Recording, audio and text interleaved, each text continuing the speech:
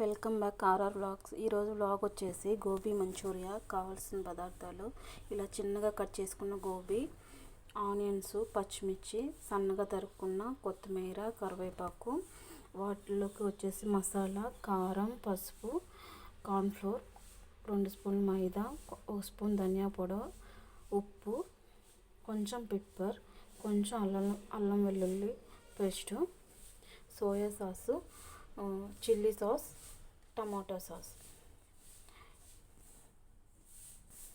Process వచ్చేసి ఇప్పుడు కొంచెం గోరువెచ్చగా ఉన్న వాటర్లో ఈ గోబీని 2 నిమిషాలు నానబెట్టుకోవాలి. 2 నిమిషాలు చాలు.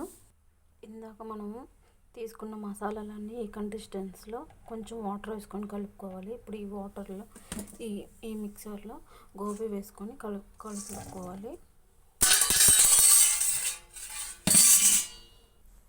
ఇలా కలుపుకోవాలి గోబీని.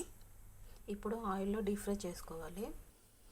ఇప్పుడు గోబీని డీప్ ఫ్రై చేసుకోవాలి. ఇలా ఒక్కొక్కటిగా వేసుకుంటూ డీప్ ఫ్రై చేసుకోవాలి. ఇలా వేసుకోవాలి. ఈ కన్సిస్టెన్సీలో ఇంకొంచెం గోల్డెన్ కలర్ వచ్చేంత వరకు మనం గోబీని ఇలా వేయించుకోవాలి. మనం ఈ కలర్లోకి వచ్చేంత వరకు అన్నీ ఇలా వచ్చాక తీసి పక్కన ఉంచుకోవాలి గోబీని. తర్వాత ప్రాసెస్ వచ్చి కొంచెం ఆయిల్ తీసుకోవాలి. ఆయిల్లో కొంచెం ఉల్లిపాయలు, కొంచెం పచ్చిమిర్చి యాడ్ చేసుకొని లైట్గా వేయించుకోవాలి. ఎక్కువ వేయించుకోవాల్సిన అవసరం లేదు.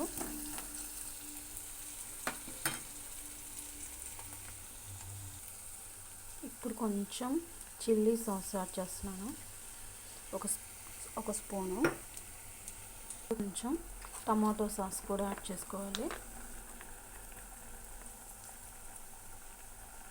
ఒక 2 స్పూన్లు యాడ్ చేసుకున్నాను.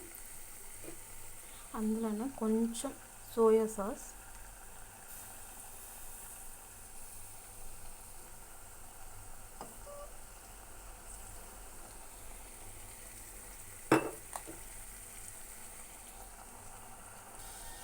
ఇందులో మనం ముందుగా తరిగి పెట్టుకున్న కొత్తిమీర, కొంచెం కరివేపాకు కూడా యాడ్ చేసుకుంటున్నాను.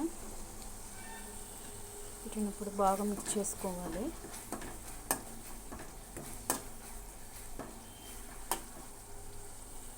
ఇప్పుడు మనం ముందుగా వేయించుకున్న గోబీని కూడా ఇందులో యాడ్ చేసుకొని కలపెట్టుకోవాలి.